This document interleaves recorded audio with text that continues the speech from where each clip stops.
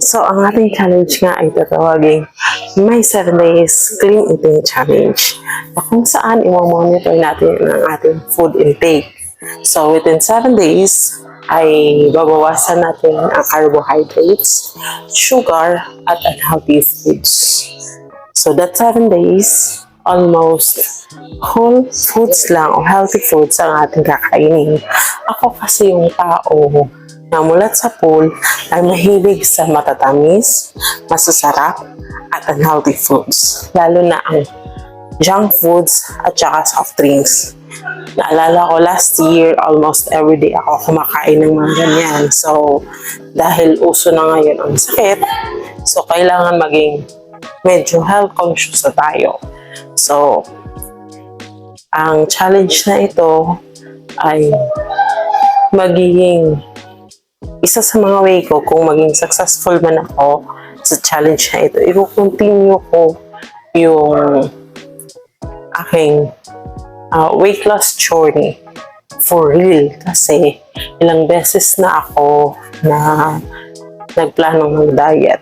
Pero 1 to 3 days yung pinakamatagal is nagda-diet ako. Kinabukasan, lalo na kung masarap yung ulam at saka may mga event, so maraming pagkain, nag-cheat day ako.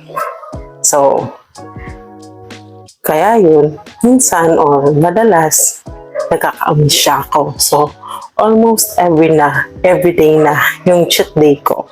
Hanggang sa makalimutan ka na. Ito naman yung patunay.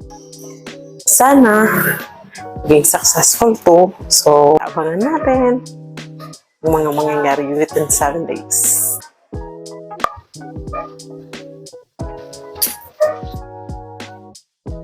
Ang ating tibang ay 97.1 kilograms.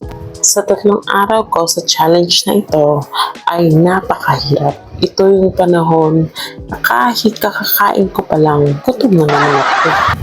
Sa katunayan, yung pangalawang gabi, natempt talaga ako. Kasi nga, pagkasarap-sarap ng ulam. Hala, pang-exercise na yung kinakain mo. 3 days later. At yung second round pa nga ng aking katakaran. Aga-aga. Ano yan? Di ba kakain nila yun?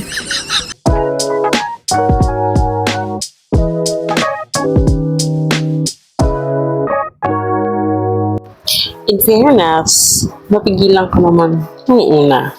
Pero sadyang ang pusok ng aking cravings. Kaya ayan na nga, nilantakan na nga sa tanghali. Buti na lang at seryoso ko ang challenge na ito. Kaya tuloy pa rin ang tiis craving era. Kaya yan, sa pang-4 hanggang pang-6 na araw, feel ko na hindi na ako masyadong bloated, medyo magaan na sa pakiramdam, at may mas energy na. Hindi ba effective ang tiis craving ng Lala? Ngayon ko mas napatunayan na sa una napakahirap pero pag nasanay na katawan mo at minahal mo na ang ginagawa mo, syempre, pag may goal ka in mind ay kayang-kaya mo to. Finally, natapos ko na din ang aking challenge at masaya ako sa resulta at kahit paano effective kasi kahit wala mang nabago sa aking itsura, I feel different inside. Akalain mo, hindi na ako bloated, mas magaan na pakiramdam ko, at mas energetic na ako ngayon. Di man gaano ka-perfect.